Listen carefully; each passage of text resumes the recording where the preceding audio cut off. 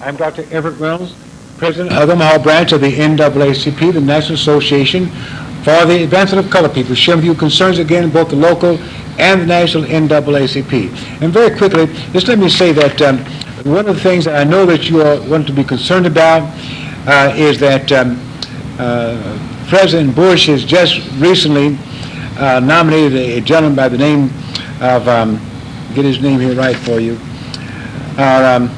who has been nominated for the Circuit Court, Miguel Estrada, E-S-T-R-A-D-A.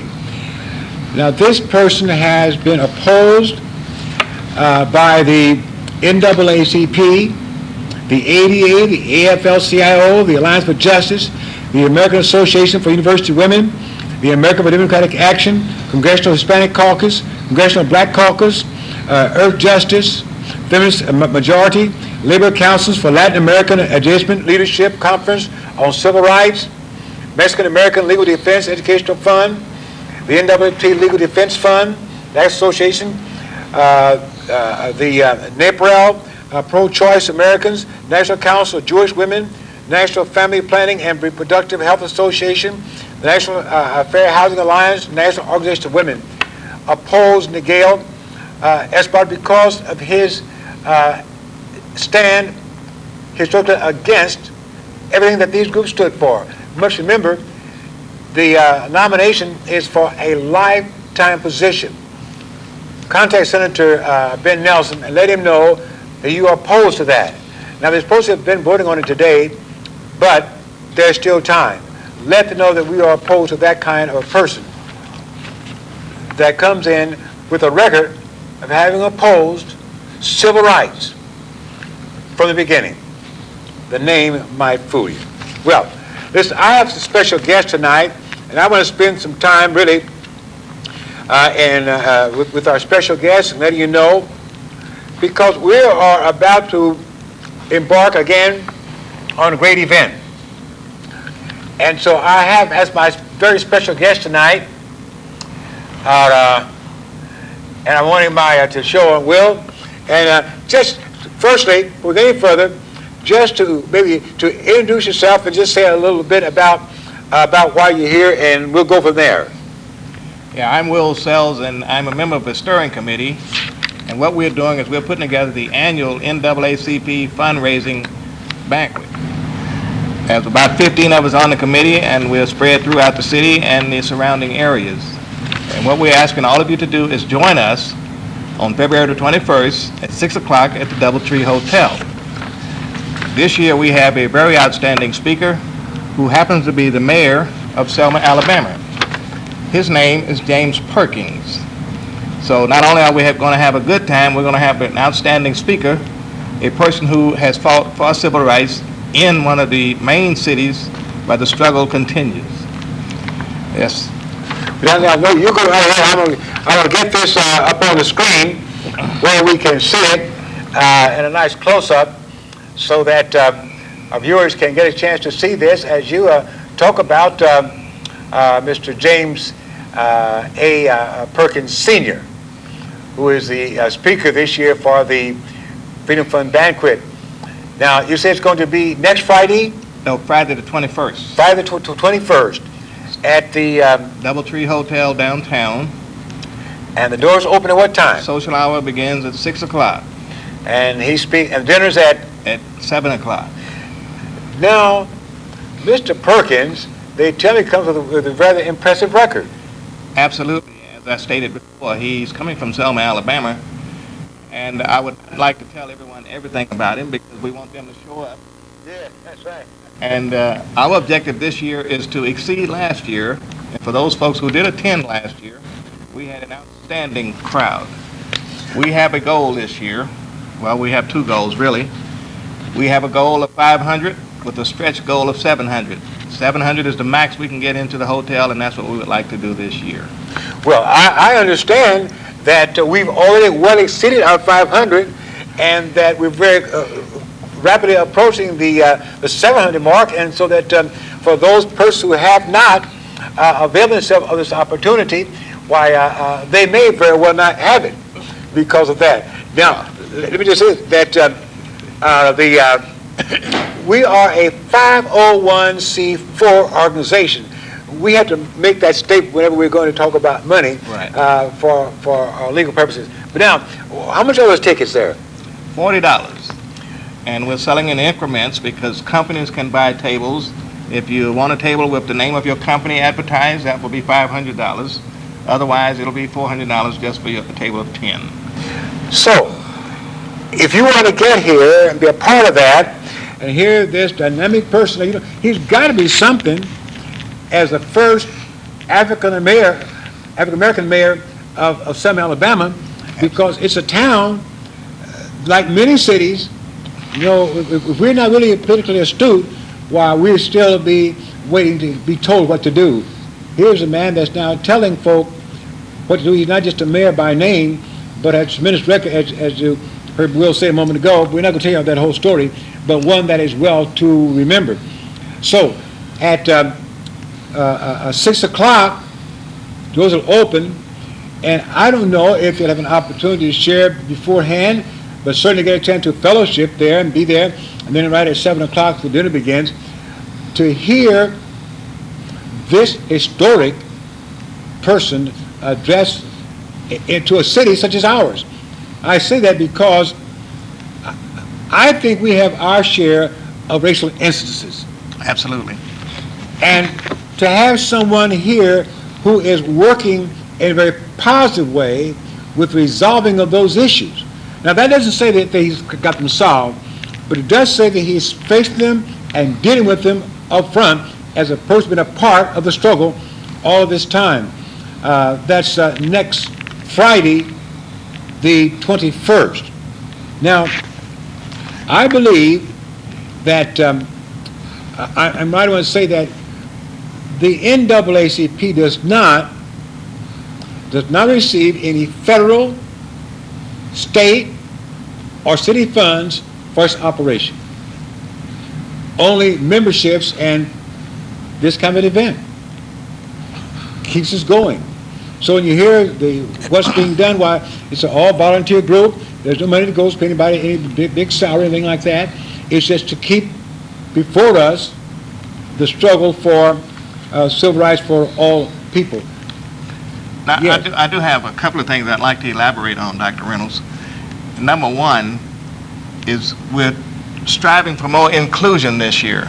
And I say that because I live in Bellevue, and there's a lot of folks out in Bellevue who are not aware of what's happening, are not participating in what's happening in Omaha. Mm-hmm. So our goal this year is to bring in more people from the Bellevue area, as well as Papillion, Plattsmouth, any place now, because what we have a group of people who have moved into this area from other parts of the country, and I'm one.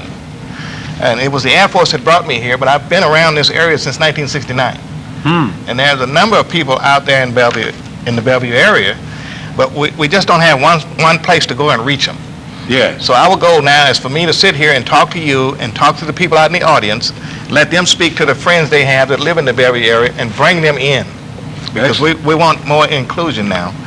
Now, another myth out there, and I was guilty of it, is I was under the impression that you're paid for what you're doing. Oh. Now, I've been told here recently that you're not. No. You're a volunteer, and I don't know if everyone out there knows about that. You might want to elaborate on that. Well, yeah, I don't talk about it too often, but no, I'm not a paid person. And probably 95% of all of the NAACP offices in local branches are volunteers. It was interesting.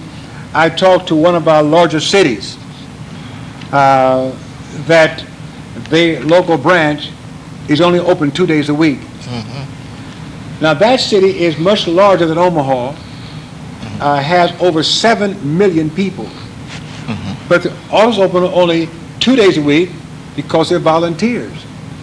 Well, we're in the office every day. We respond to all our calls. We get sometime, our average count is around between 25 and 30 calls a day. We try to respond to whatever the needs of people have as a volunteer. Just a little humor.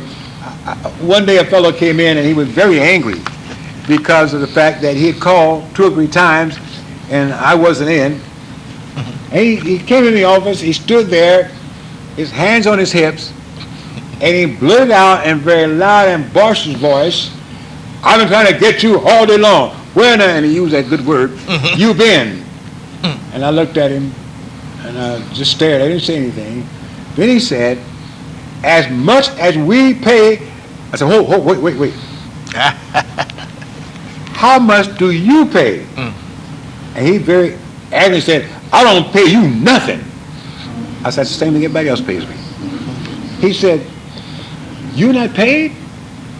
I said, "No." He used some more choice words and turned and walked out.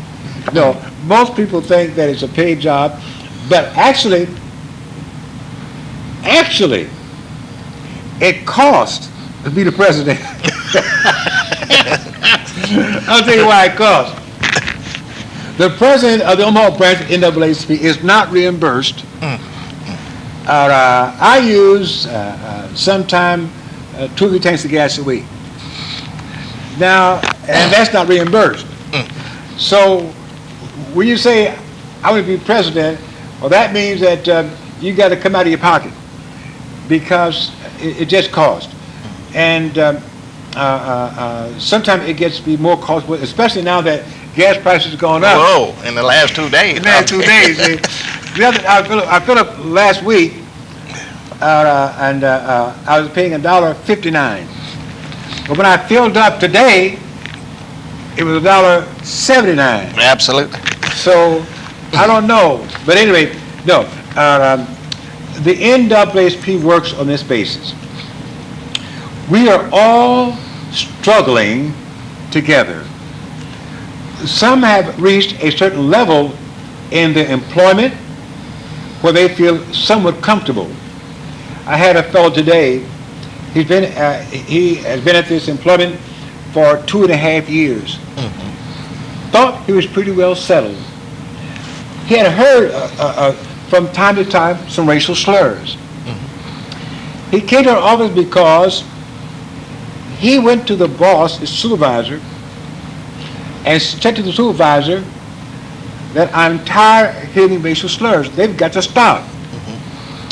And the supervisor said to him, "Do you think I'm a racist?" He said, "Yes, I do." He said, "Well, I am." So what should he do?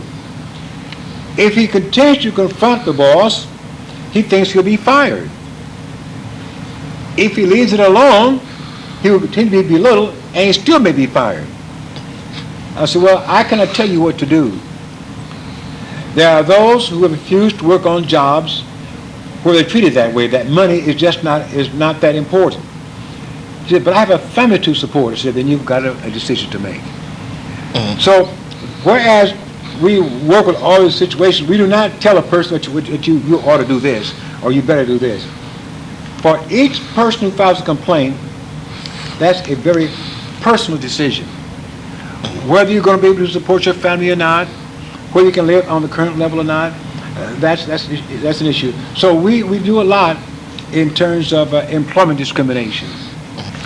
Well, what I see is each year we have to have this dinner to support you. Yes. But the problem I have is when people have a problem, they seem to be able to find you in a hurry. So I don't think we should be doing this once a year. I think people should be looking for you 365 days a year. And I would like to see the day when we will not have to have a banquet to support the NAACP. That is something we all should be doing on our own. And anything we can do to increase the membership, I'm all for it. And hopefully we can start on that and have more inclusion, bring everybody into joining the NAACP. The term that you're using is an excellent term, inclusion, because one of the things that we do get kind of hung up on, and that's because, for me now, because I have so many complaints that are centered in Omaha, that I think more of Omaha. And yet, now that you mention it, I've had this year, this January, February, I have had 2 complaints involving Bellevue involving D.W.B. driving while black. That was in Bellevue, what is known, and one in the school system.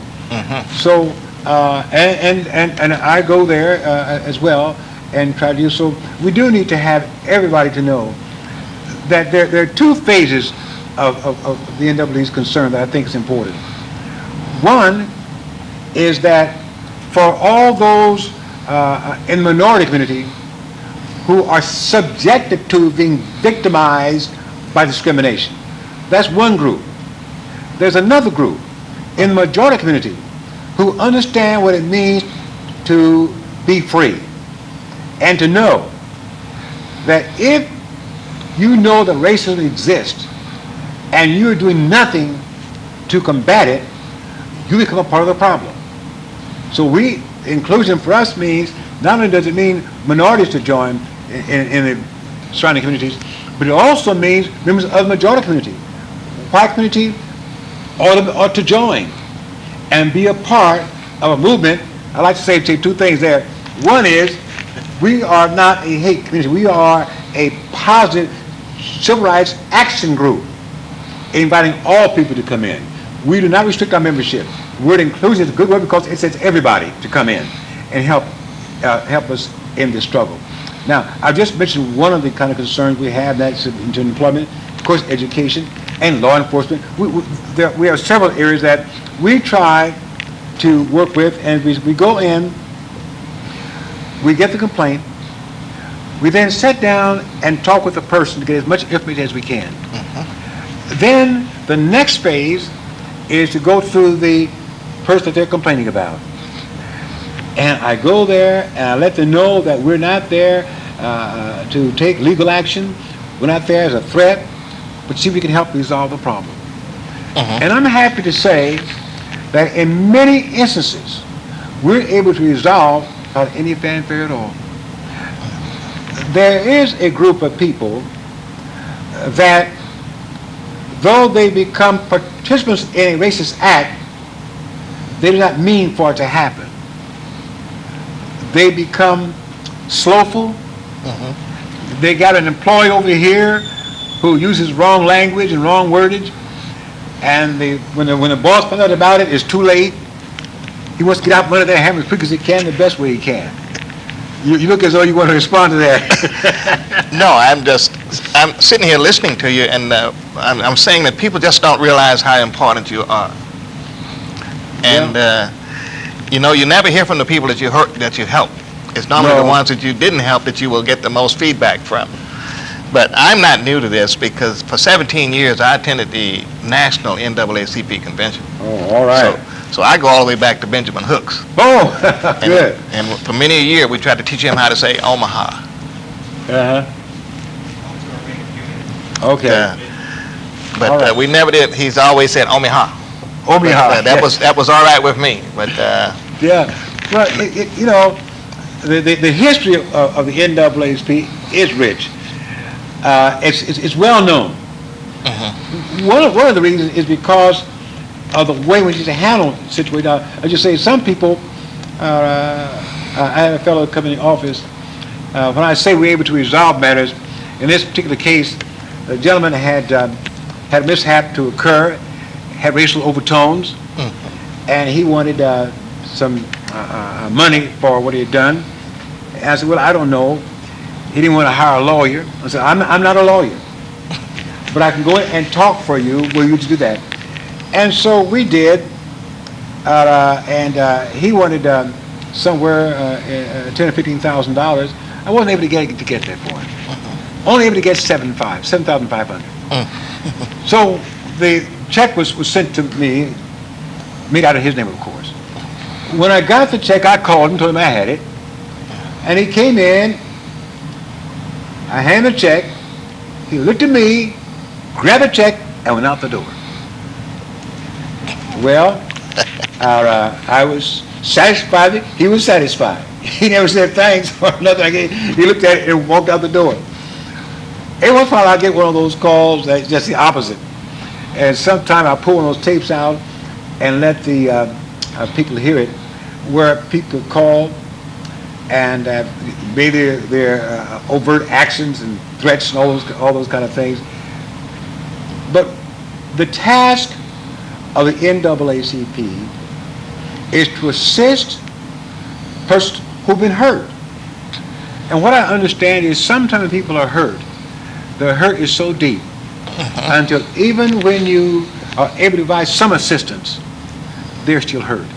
You know, listening to you, what you're saying fits right into our theme for this year. And our theme this year is freedom under fire. Yes. And listening to what has happened with the current administration and some of the things that's going down nationally, freedom is under fire. Oh, yes, it is.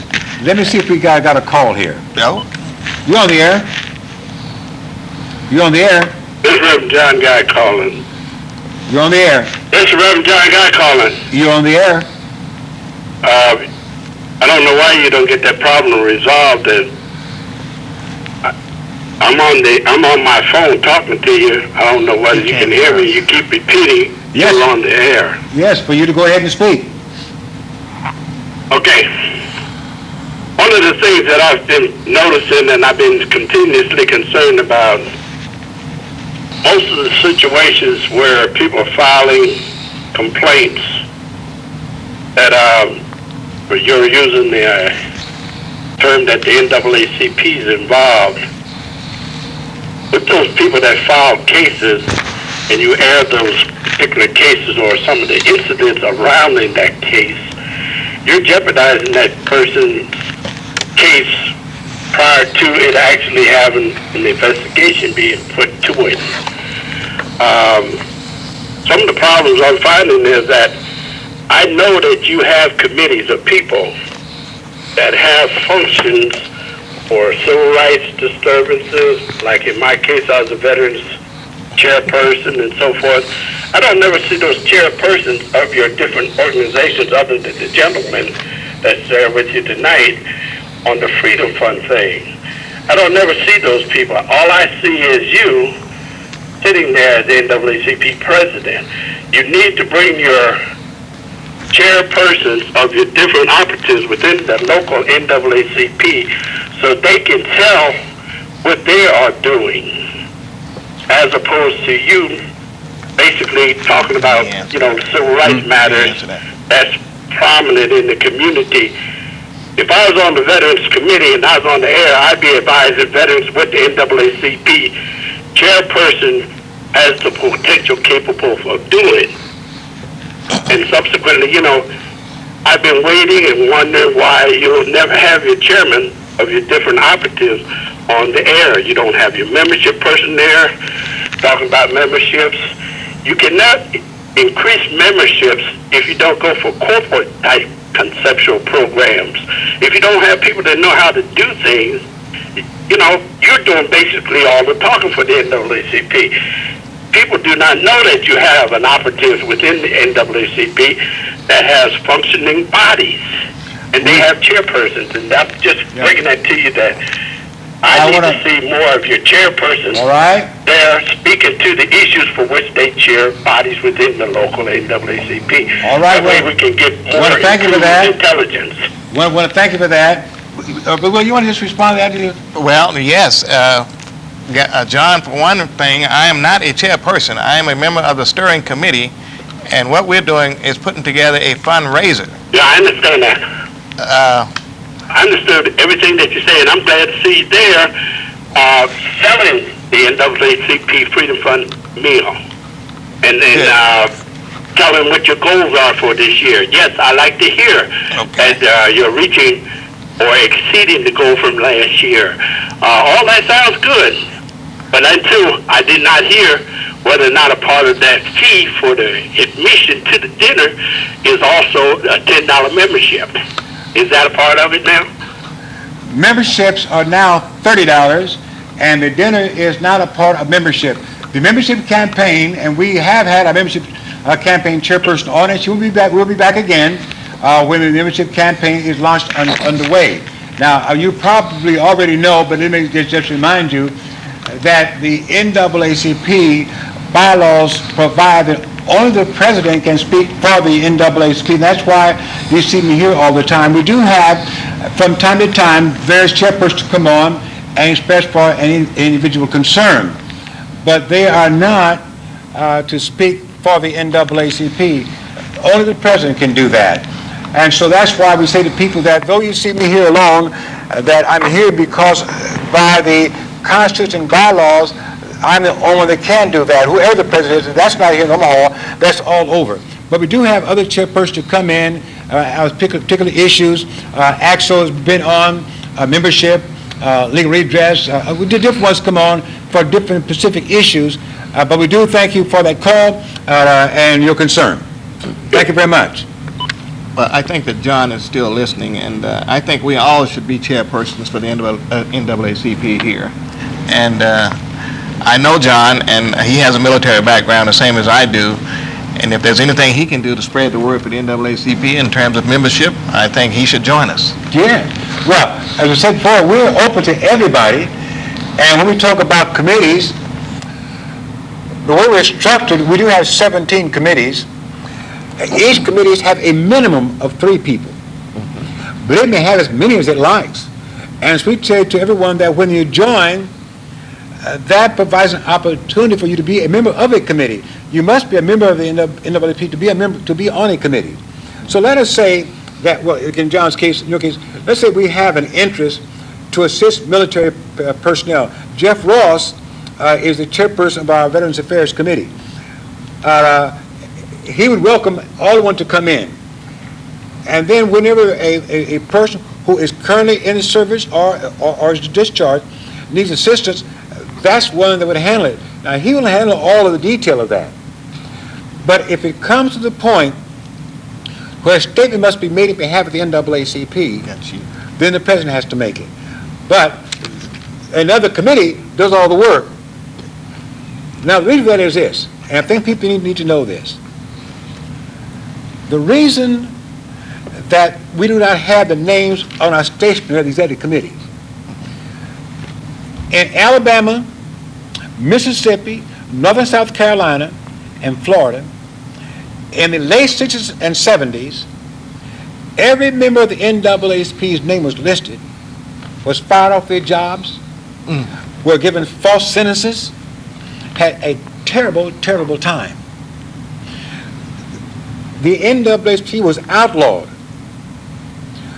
Across the country, it was made very clear that it's not a good idea to publicize your membership.